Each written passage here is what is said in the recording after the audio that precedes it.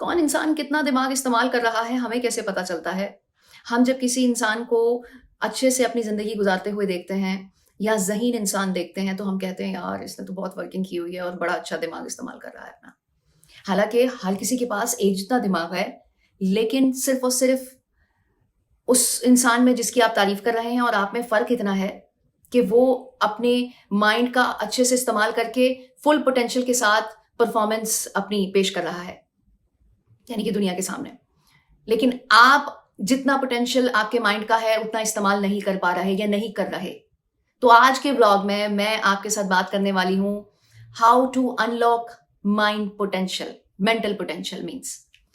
तो जो पोटेंशियल आपके माइंड का है उसके लिए कुछ 5-6 पॉइंट्स आपके साथ शेयर करूंगी और आपका माइंड भी बिल्कुल उसी तरह वर्किंग करने लग जाएगा जो कि किसी भी अक्लमंद इंसान का या किसी भी ऐसे इंसान का होता है जिसकी आप तारीफ कर रहे होते हैं कि यार ये तो इसने बहुत बेहतरीन किया है। वो चाहे कारोबार में अच्छा है, चाहे पढ़ाई में अच्छा है, चाहे बोलने में अच्छा है, चाहे रिलेशनशिप निभाने में अच्छा है। अब जो पॉइंट्स मैं आपके साथ शेयर करने वाली हूँ उसमें डेफिनेटली आप उस तरह की एक्सरसाइजेस या उस तरह के चीज़ें फॉलो नहीं कर रहे जो कि माइंड को करवानी चाहिए। तो इस वजह से आप एक लोअर लेवल पर हैं। हमने अब कैसे होना है और उस पोटेंशियल को किस तरह से इस्तेमाल किया जा सकता है जो कि आपके माइंड का है, आज के व्लॉग में ये बात होने वाली है। पॉइंट नंबर 1, सबसे पहले तो अंडरस्टैंड कर लीजिए कि हमारा ब्रेन किस तरह से काम करता है।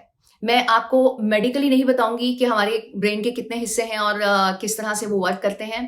आसान अल्फाजों में इसको एलेबोरेट करूंगी वो ऐसे कि आप जो भी प्रैक्टिकली करते हैं यानी कि कॉन्शियसली करते हैं वो आपके सबकॉन्शियस में फीड होता चला जाता है और वो रिपीटेडली आप अपनी लाइफ में करते रहते हैं।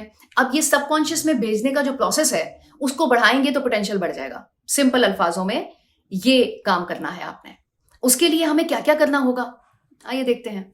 सबसे पहले आपने लर्निंग का प्रोसेस कंटिन्यूसली जारी रखना है। लोग कहते हैं ना कि जो सीखने का अमल होता है वो आपके इस दुनिया से जाने तक जारी रहता है। एज का उससे कोई ताल्लुक नहीं होता क्योंकि ब्रेन आपका कंटिन्यूसली काम कर रहा है। आपने ऐसी एक्टिविटीज में खुद को इन्वॉल्व रखना है जिससे आप सीखते रहें कुछ ना कुछ, यानी कि न्यू टेक्निक्स हैं या नई कुछ स्किल्स हैं जिनको आपने सीखना है। तो उससे आपका जो माइंड है वो ट्रेन हो जाएगा। नई चीज़ों को सीखते हुए जो प्रोसेस हो रहा होता है वो आपके माइंड को ट्रेन कर देता है नई चीज़ों को अडॉप्ट करने के लिए और आपको एक ऐसी स्टेज पे ले आता है जिससे आपका माइंड खुलता है, उसका पोटेंशियल बढ़ता है। आदत हो जाएगी ना उसको नई चीज़ें सीखने की, तो फिर वो एक के बाद दूसरी, तीसरी, चौथी चीज़ सीखता जाएगा तो उसका पोटेंशियल बढ़ता जाएगा। Step number 2, challenge yourself. किसी भी काम को करने लगे हैं और आपको ये महसूस हो रहा है कि आप इसे नहीं कर सकते, आपके अंदर वो सलाहियत नहीं है, तो अपने आप को चैलेंज कीजिए और उसके अंदर कूद जाइए। अब ये नहीं है कि उसमें आपने कोई अपना नुकसान करना है। बेसिकली आपने अपने कंफर्ट जोन से बाहर आना है। अपनी पर्सनल डेवलपमेंट में ये चीज़ें आती हैं। प्रैक्टिस करनी है माइंडफुलनेस की। मैं आपको बता देती हूँ कि ये स्टेट कैसे आती है। इसमें आप मेडिटेशन और ब्रीदिंग प्रैक्टिस और इस तरह की जो एक्सरसाइजेस करते हैं और उसके रिजल्ट में जो आपकी स्टेट होती है वो माइंडफुलनेस कहलाती है। इसके नतीजे में जो आपके ऊपर इम्पैक्ट आता है, आप फोकस अच्छे से कर सकते हैं, ओवरऑल कॉग्निटिव एबिलिटीज बढ़ जाती हैं। नेक्स्ट पॉइंट है नरिश योर ब्रेन। किस तरह से करना है, इसमें 3-4 पॉइंट हैं। एक्सप्लेन किया है मैंने लास्ट व्लॉग में, वो देख लीजिएगा। लास्ट 2 व्लॉग्स मैंने ब्रेन पे ही बनाए हुए हैं तो उसके अंदर ये पॉइंट आ रहा है, लेकिन मैं इकट्ठा आपको बता देती हूँ कि आपने अपनी हेल्थ का ख्याल रखना है। वो कैसे रखते हैं, एक्सरसाइज करनी है, अपनी डाइट का ख्याल रखना है, यानी कि आपने डाइट ऐसी रखनी है जिसमें सारे न्यूट्रिएंट्स वो हों जो कि आपके माइंड को बेहतर तरीके से चलाते हैं। उसमें आपके ओमेगा 3 फैटी एसिड्स हो गए, मिनरल्स हो गए, विटामिन्स हो गए और खाने में आप मछली का इस्तेमाल रखिए, होल ग्रेन प्रोडक्ट्स लीजिए, नट्स ले सकते हैं। फिर आप अपनी नींद का बहुत ख्याल रखना है। That's it. ये नरिशिंग हो गई आपके माइंड की। Cultivate positive habits. इस पॉइंट में आपने फोकस रखना है कि आपने जो अपनी बुरी आदत है उनको कन्वर्ट करना है पॉजिटिव आदत में। वो किस तरह से होगा उसके लिए आप लास्ट ब्लॉग देख लीजिएगा तो आपको आइडिया हो जाएगा कि आपने क्या करना है।